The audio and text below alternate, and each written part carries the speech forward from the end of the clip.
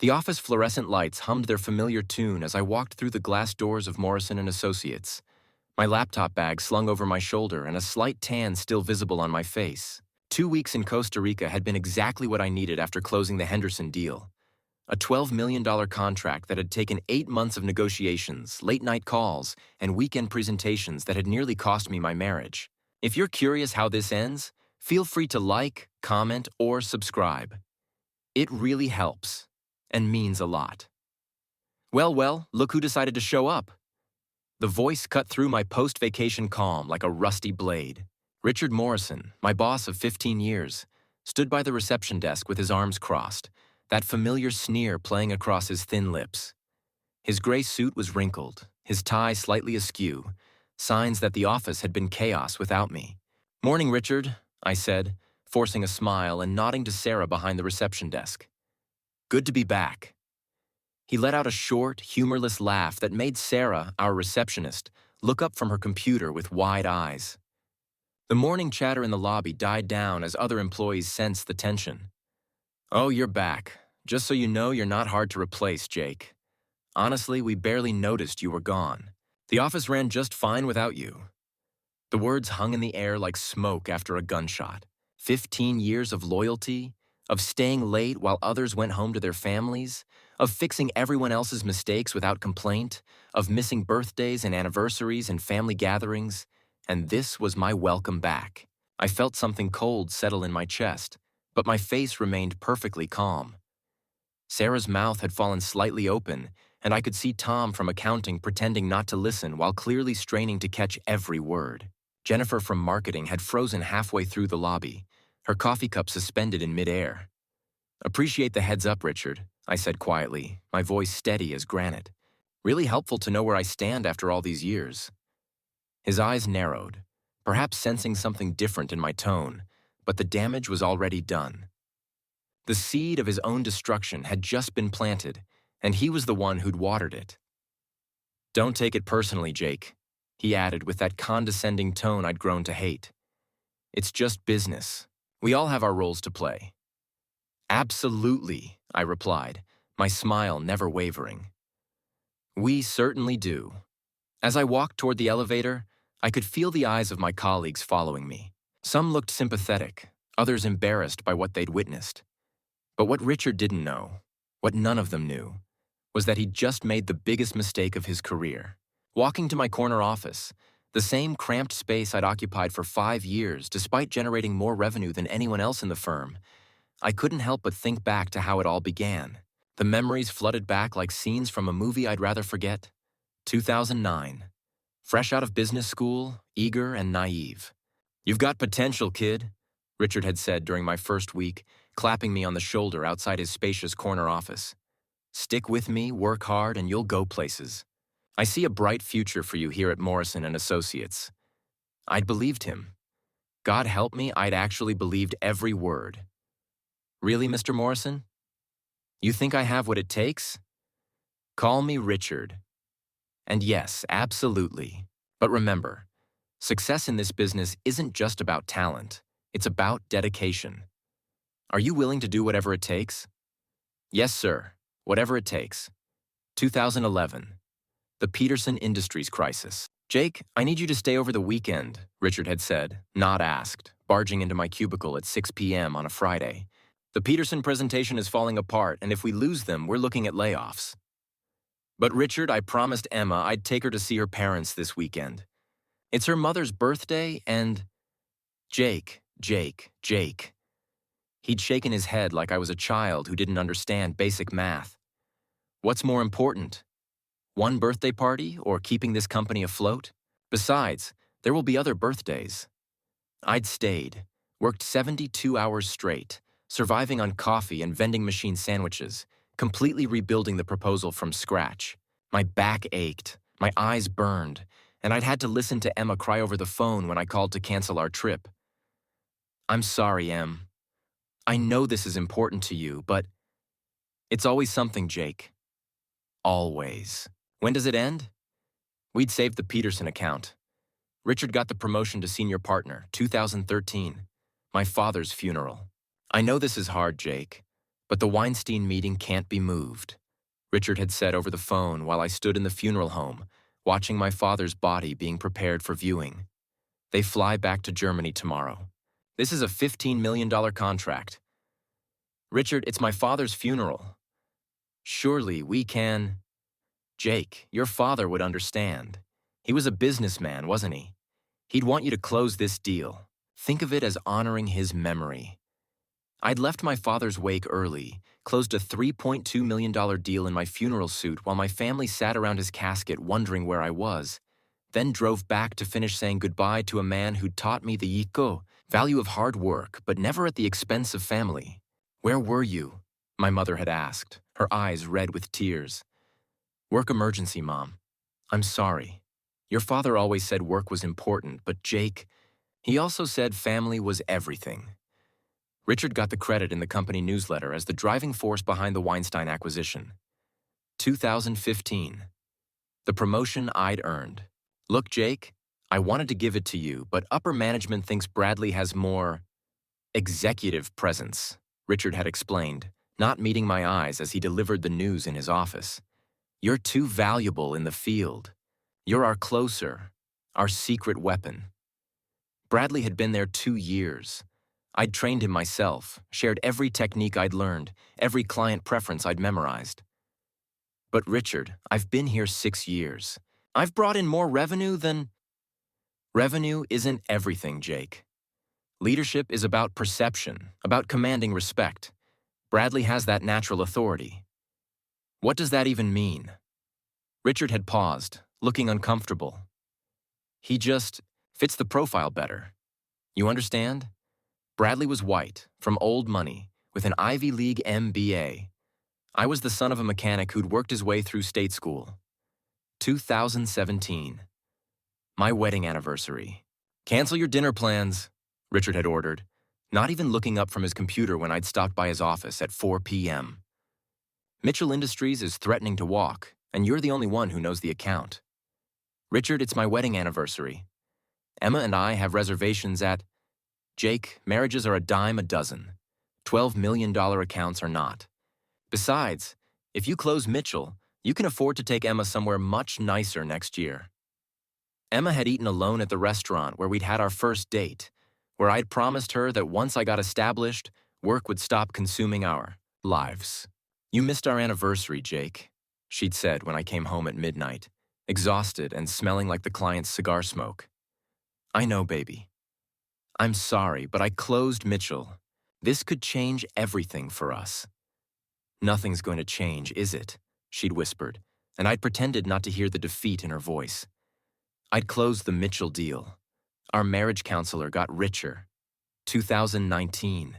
The mental breakdown. You look tired, Jake, Richard had said when I'd asked for a mental health day, the words barely making it past the lump in my throat.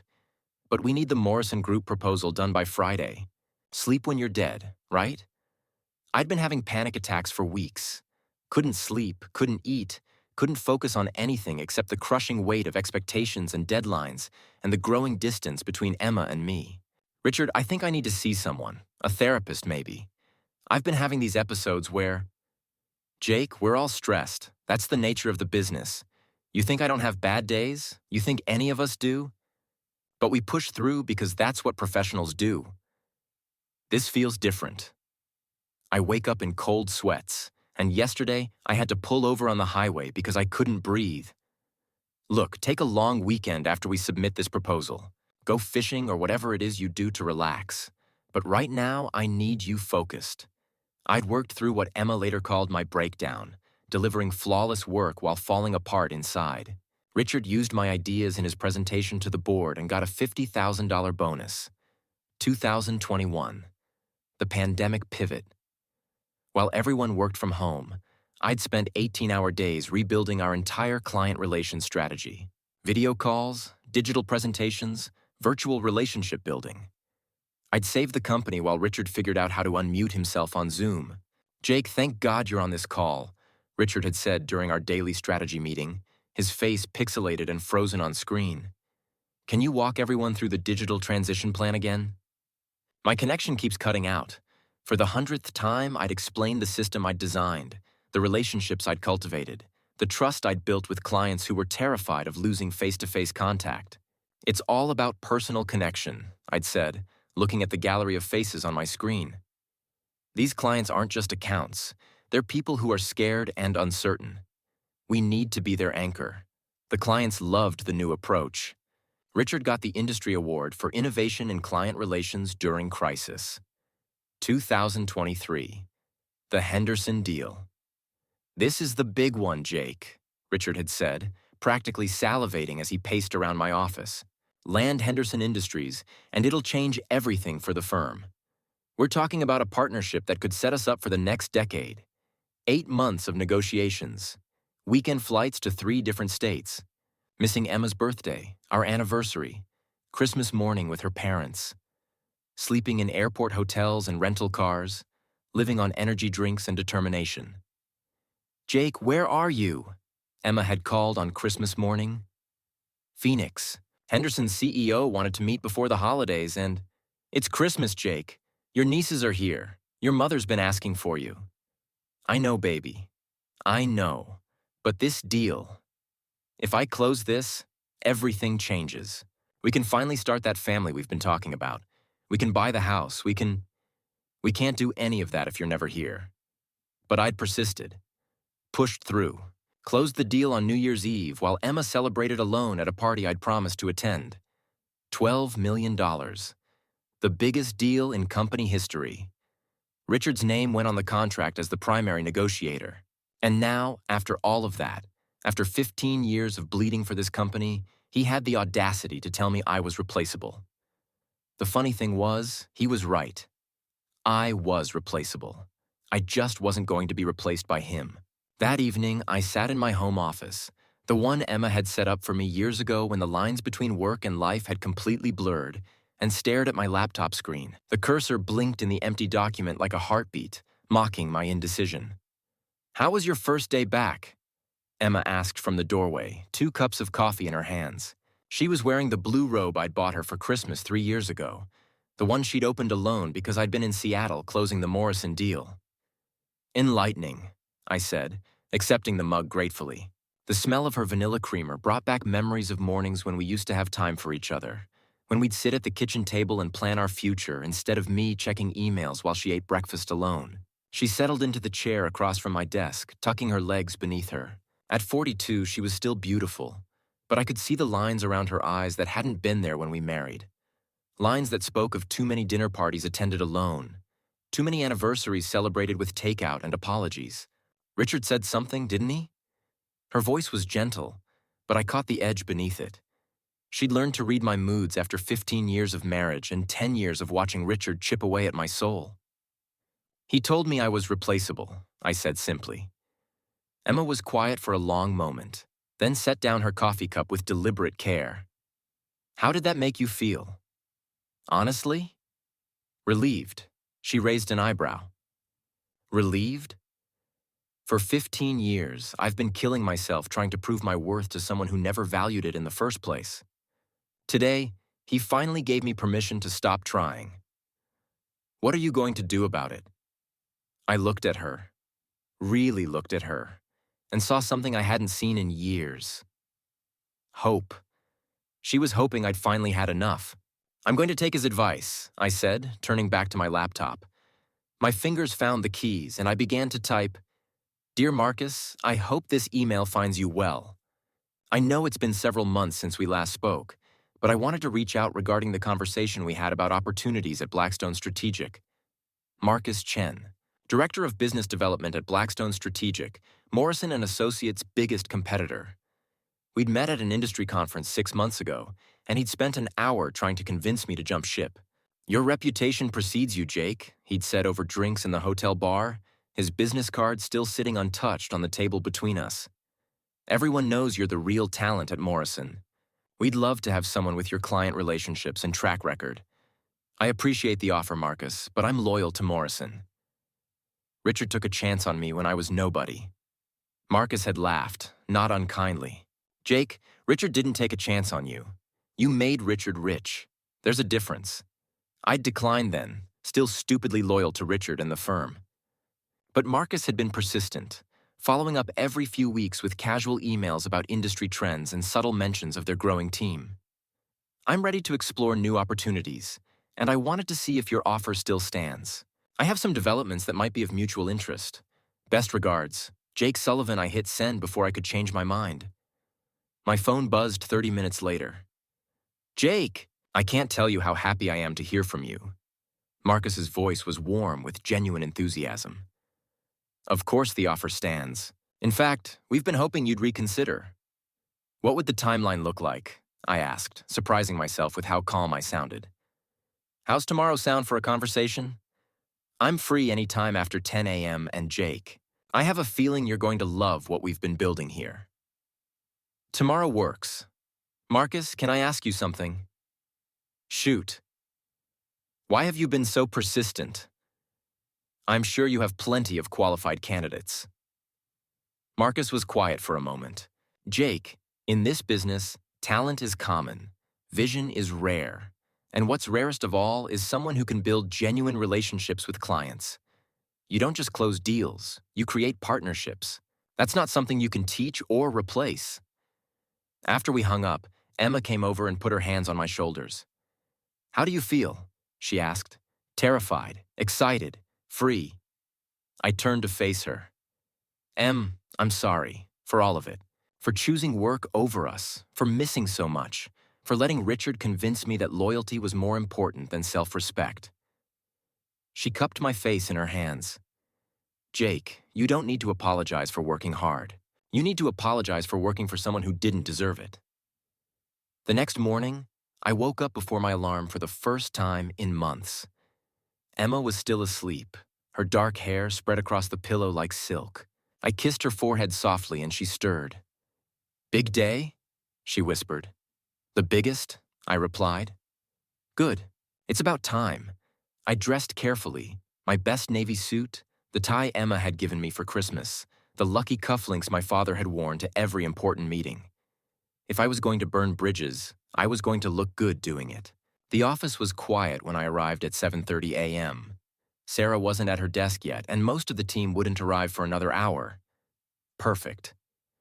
I walked to Richard's office and knocked on the open door. He looked up from his computer, already irritated despite the early hour.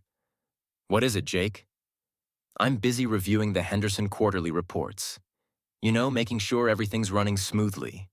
The irony wasn't lost on me. He was reviewing reports based on my work, my relationships, my 8 months of negotiations. I wanted to give you this personally, I said, placing a single sheet of paper on his desk.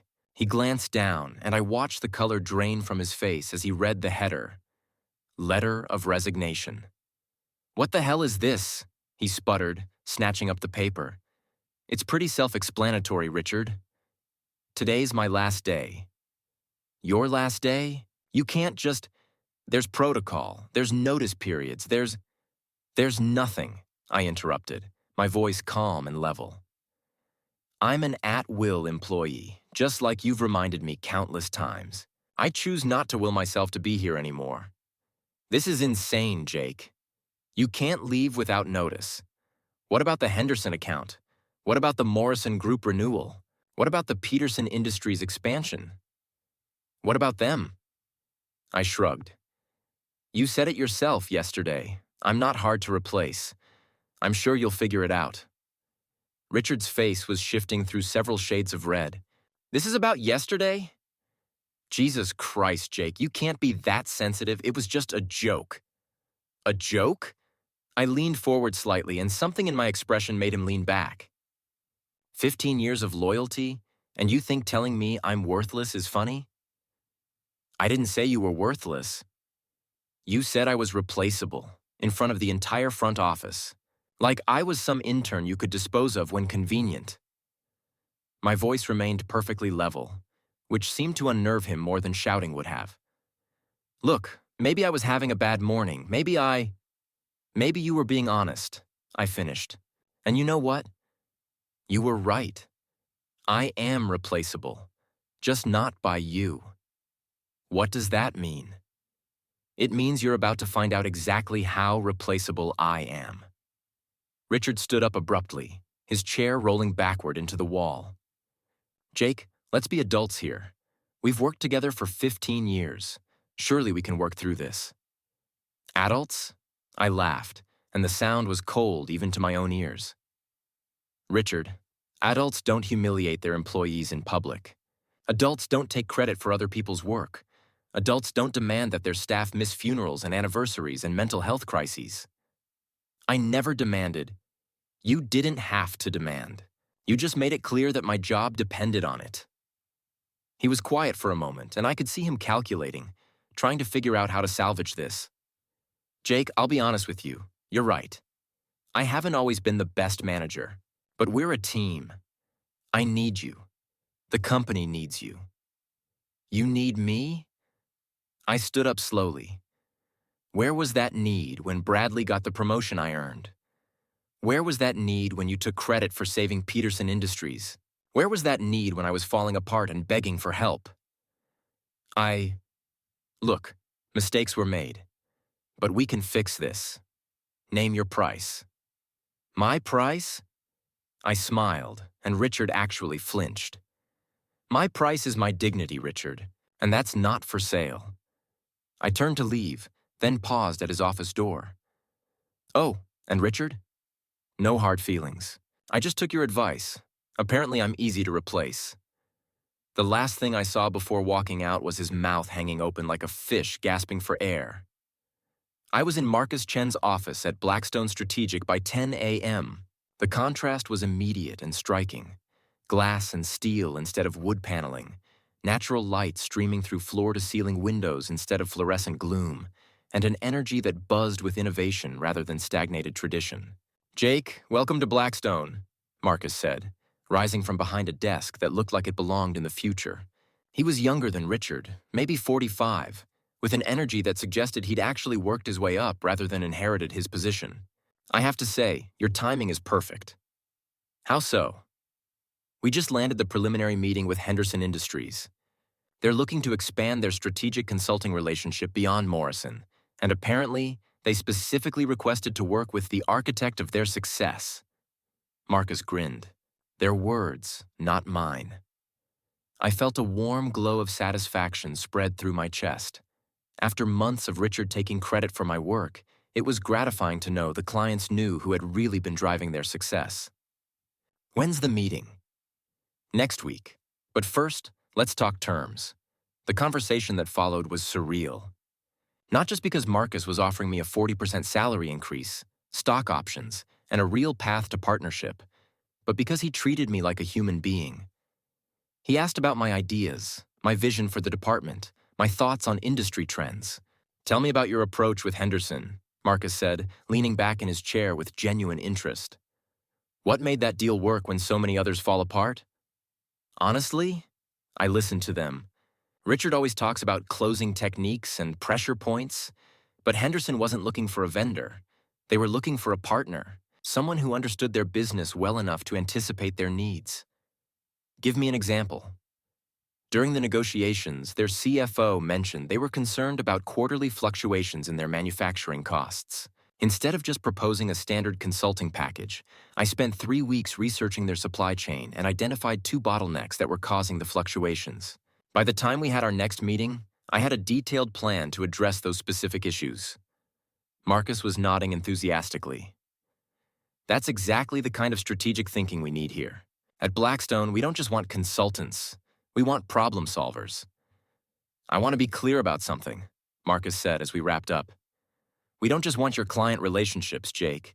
We want your expertise, your strategic thinking, your leadership. You'd be joining as a senior director with a clear path to VP within 2 years. Senior director? I almost laughed. At Morrison, I'd been stuck as a senior associate for 5 years. The title comes with a team of 4 junior consultants, your own budget for client development, and full autonomy over your accounts. Plus, our profit sharing actually goes to the people who generate the profits. By noon, I'd signed an offer letter and was walking back to my car with a lightness in my step I hadn't felt in years. My phone buzzed with texts. Word was spreading fast through the industry grapevine. Sarah from reception. Oh my God, Jake, what happened? Richard is freaking out. He's been in his office yelling at people all morning. Tom from accounting. Heard you finally did it. Good for you, man. Richard's been calling everyone trying to figure out where you went. Michelle from HR. Can't say I'm surprised. Hope you land somewhere that appreciates you. P.S. Richard wants me to send you a formal request to reconsider. But the text that made me smile came from an unexpected source. David Kellerman, VP of Operations at Henderson Industries. Jake, heard through the grapevine you made a move. Smart decision. Looking forward to continuing our partnership at your new firm. BTW, we're pulling our contract with Morrison effective immediately. Nothing personal, just business. You built that relationship, not them. I stared at the message for a full minute, then started laughing. Not just a chuckle. Deep, genuine laughter that felt like it was releasing years of pent-up frustration. Henderson Industries, the $12 million account. The crown jewel of Morrison and Associates client roster. And they were following me to Blackstone. My phone rang almost immediately. Richard's name flashed on the screen. I let it go to voicemail. It rang again, and again, and again. Finally, I answered. Jake, thank God. Richard's voice was strained, desperate. We need to talk. There's been some kind of misunderstanding with Henderson Industries. They're saying they want to terminate their contract. That's unfortunate, I said mildly, pulling into a coffee shop parking lot. Unfortunate? Jake, this is a disaster. That contract represents 30% of our annual revenue. If we lose Henderson, the firm could face serious restructuring. Jobs could be lost. I'm sorry to hear that, Richard. Sorry to hear that? Jake, this is about you leaving, isn't it? I paused, considering my response carefully. Richard, I really can't speak to Henderson's business decisions. I'm no longer employed by Morrison and Associates. Don't play games with me, Jake. You did something. You said something to them. I haven't spoken to anyone at Henderson since I left your office this morning, I said truthfully. But you know, relationships are built on trust and mutual respect. Maybe they just decided they wanted to work with someone who values their partnership. The line was quiet for so long I thought he'd hung up. What do you want? He finally asked, his voice barely above a whisper. Want? To come back. What would it take? We can discuss a raise, maybe a promotion, better benefits. Richard, I interrupted gently. You told me yesterday that I was replaceable. So replace me. Jake, please. I was wrong. I was having a bad day. I was stressed about the quarterly reports. You were honest, I said. For the first time in 15 years, you were completely honest about how you see me. And you know what? I'm grateful. Grateful? You freed me, Richard. You gave me permission to stop trying to prove my worth to someone who was never going to see it. I could hear him breathing heavily on the other end of the line. The Henderson account isn't the only one you're going to lose, I said quietly. What do you mean? I mean, I built relationships with a lot of clients over the past 15 years. And those relationships were with me, not with Morrison and Associates. You can't. There are non-compete clauses. Non-compete clauses don't prevent clients from choosing who they want to work with, Richard. And they certainly don't prevent them from leaving when they feel undervalued. I hung up and immediately blocked his number. My phone buzzed with another text, this time from Patricia Williams at Morrison Group, the $8 million account I'd saved during my breakdown. Jake, heard you've moved on. Good for you. We've been unhappy with our service lately. Can we set up a meeting to discuss moving our account to your new firm? Then another, from James Peterson at Peterson Industries, the account I'd saved with 72 hours of straight work. Jake, congratulations on your new position. We'd love to explore working with Blackstone. Morrison hasn't felt the same since you stopped being our primary contact. By the end of the day, I'd received messages from 6 major clients, representing over $40 million in annual revenue for Morrison and Associates. Richard was about to learn exactly how replaceable I wasn't. The news spread through the industry like wildfire. By the end of my first week at Blackstone, I'd received calls from 3 other Morrison clients expressing interest in exploring their options. And Marcus was practically glowing during our Friday check-in. You know, Jake, he said, settling into the chair across from my new office. Corner location, city view, actual windows that opened. I've been in this business for 20 years, and I've never seen anything like this. Clients don't usually follow individual consultants when they change firms. They follow leaders. The irony wasn't lost on me. After 15 years of being told I lacked executive presence, I was learning that I'd built something more valuable than presence. I'd built trust. It helps that Richard made it easy for them to leave, I said. Most of these clients have been frustrated with Morrison's service for years. What do you mean? Richard's idea of client service is expensive dinners and golf outings. But these are serious business people. They want results, not entertainment. My old coworkers started reaching out, tentatively at first, then with increasing desperation. Bradley, the one who got my promotion. Hey Jake, heard you landed at Blackstone. That's awesome, man. Congrats on the move. Any chance they're hiring? Things have been pretty tense here since you left. I stared at his message for a long moment. Bradley, who'd been handed everything I'd earned, was now begging for my help. Thanks, Bradley. I'll keep an ear out for opportunities that might be a good fit for your skill set. It was a polite non-answer, and we both knew it. Jennifer from marketing. Jake, miss working with you. Your strategic vision always made my job so much easier. I don't suppose Blackstone needs a marketing director? Asking for a friend? Okay, asking for me. Jennifer had always been good to me, so I forwarded her information to Marcus with a strong recommendation. Even Carl from IT. Dude, Richard's been a nightmare since you left. Screaming at everyone, blaming us for communication breakdowns with clients.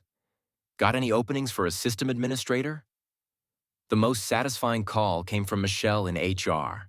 Jake, I probably shouldn't be telling you this, she said in a hushed voice. But Richard's been called into 3 meetings with senior partners this week. Word is they're not happy about losing Henderson, and apparently, Morrison Group is reassessing their relationship with us, too. Morrison Group, the $8 million account I'd saved during my breakdown in 2019. That's unfortunate, I said, using the same mild tone I'd perfected with Richard. There's more, Michelle continued.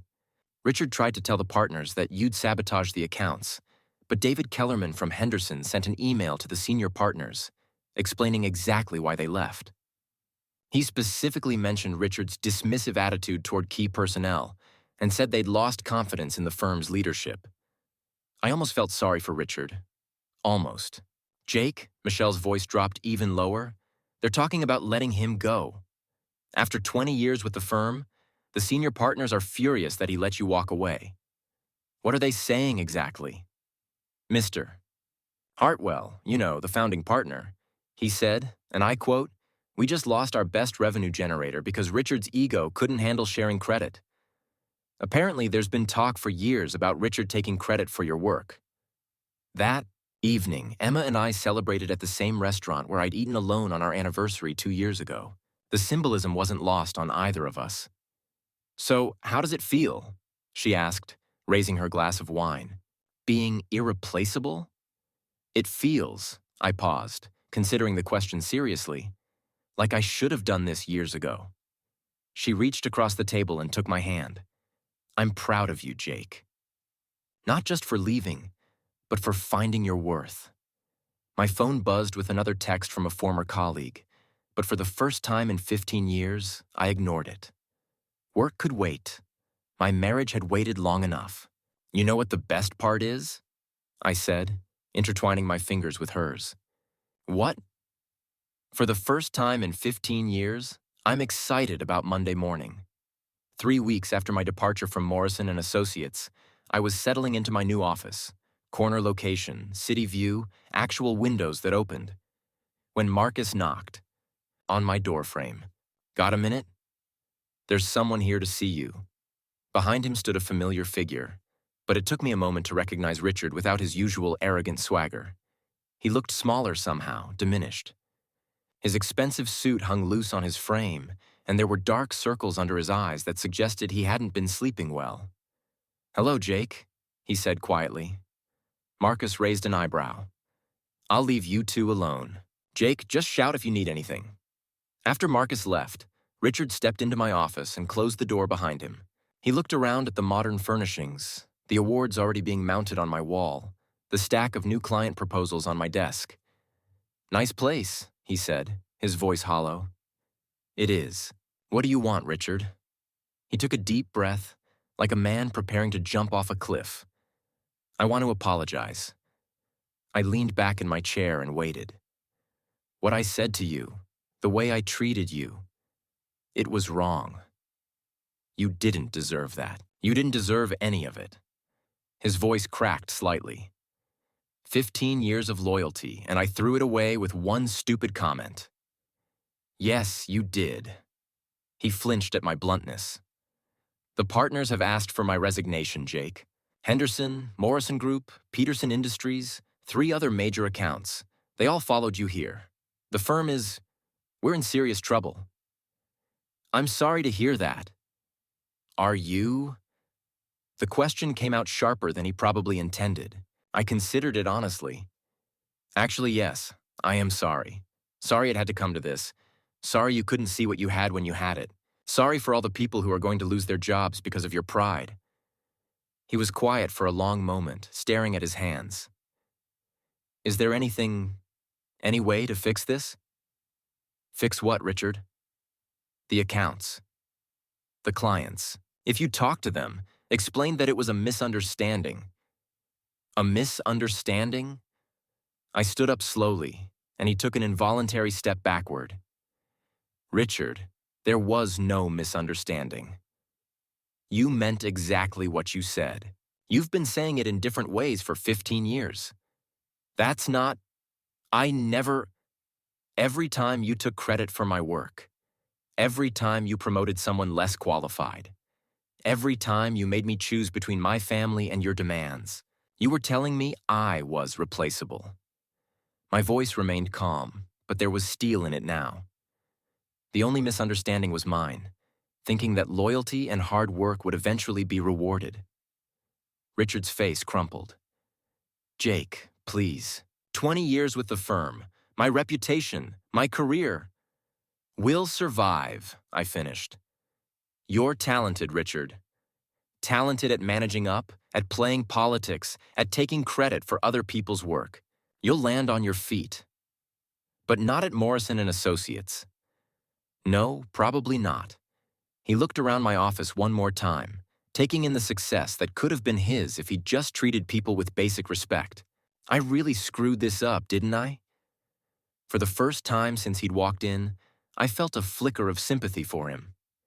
"Yeah, Richard, you really did." He nodded slowly and turned toward the door. Just as he reached for the handle, he stopped. "For what it's worth, Jake, you were never replaceable. I think I knew that all along. I think that's why He trailed off. "Why you what?" "Why I kept pushing you down. Because deep down, I knew you were better than me. Better at the job, better with clients, better at actually caring about the work instead of just the credit." He laughed bitterly. "I was so afraid you'd realize your worth that I spent 15 years trying to convince you that you had none." The admission hung in the air between us like a confession.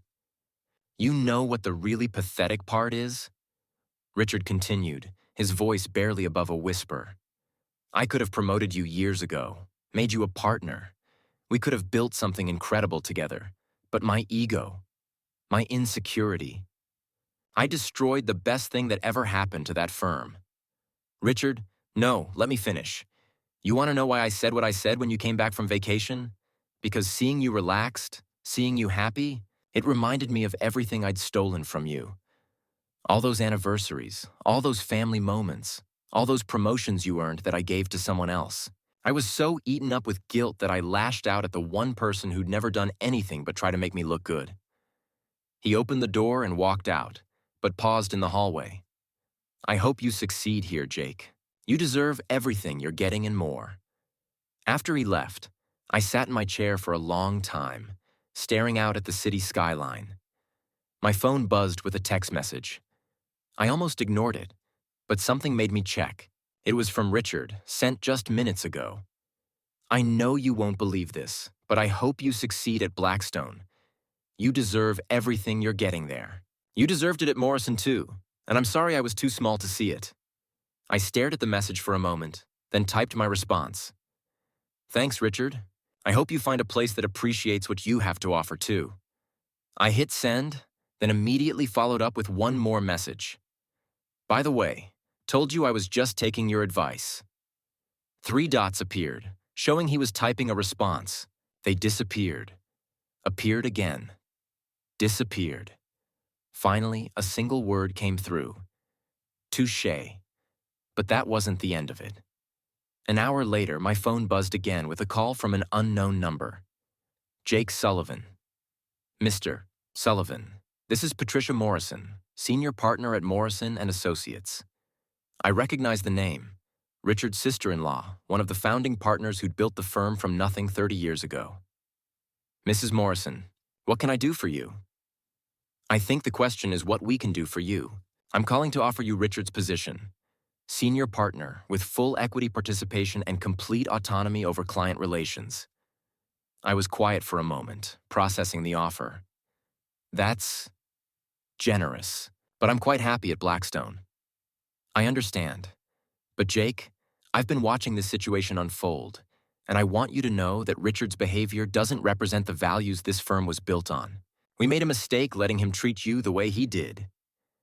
Mrs. Morrison, I appreciate the call, but hear me out. Full partnership. Your name on the door. 40% equity stake. And most importantly, the freedom to build the kind of culture you believe in. It was a tempting offer, the kind of offer I'd dreamed about for 15 years. But something had changed in me over the past few weeks. Mrs. Morrison, I spent 15 years proving my worth to people who already knew it but chose not to acknowledge it. I'm not interested in going back to a place where I have to prove anything to anyone. I understand. But Jake, what would it take? Name your terms. I looked around my new office, thought about Marcus's genuine respect, thought about Emma's proud smile when I told her about my new job. There are no terms, Mrs. Morrison. This isn't about money or titles or equity. It's about respect. And respect isn't something you can negotiate. It's something you either give or you don't. So that's it? You're really not coming back? I'm really not coming back. After I hung up, I called Emma. How's my irreplaceable husband doing? She answered, and I could hear the smile in her voice. Your irreplaceable husband just got offered Richard's job. Really? And I turned it down. Good, she said without hesitation. You're worth more than going backward. That evening, I was working late when Marcus knocked on my door. Burning the midnight oil already? I hope we're not turning into Morrison and Associates. I laughed. Just excited about the Henderson expansion project. I forgot how good it feels to work on something because you want to, not because you have to.